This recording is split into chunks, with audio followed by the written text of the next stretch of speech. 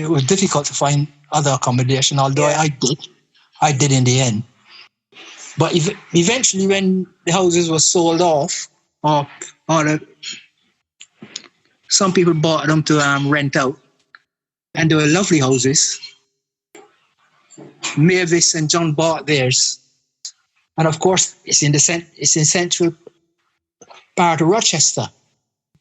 So, I mean, mine was offered to me for £2,000. It didn't have a roof. The roof was leaking, and they said you can have it. You can have it for £2,000, and I said no, thank you. But those houses now, because they're in central Rochester and they're massive sort of tongue houses, Victorian tongue houses, because they had a cellar and all that, you know. My first impression when I saw the smoke coming up out of the house, I thought there were factories. Because, you know, back home our house is different. You know, and I was saying to my mom, this place factories, and she said, no, they're house. You know, but some of them have got chimney, and that's why you see the smoke. And it was so cold. It was cold.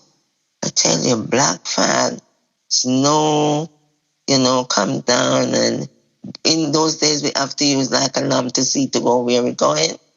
And your door used to full with snow, and your water freeze up. You had to take a pan to go and buy paraffin at the gas station, you know, and use paraffin lamp. And when I see everybody in one room and in one kitchen, one day, you know, it's not as nice as back home, you know, because we have our own house. And then my mom had to sleep with me in the house, put me in the room, put me on a folding bed. So 3 of us were sharing one bedroom. It was different. And they were 3-story high, and the rooms were high and large, very large rooms.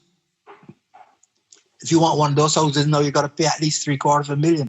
So they changed the name from South Avenue to the Close. That's why it's called the Close instead of South Avenue.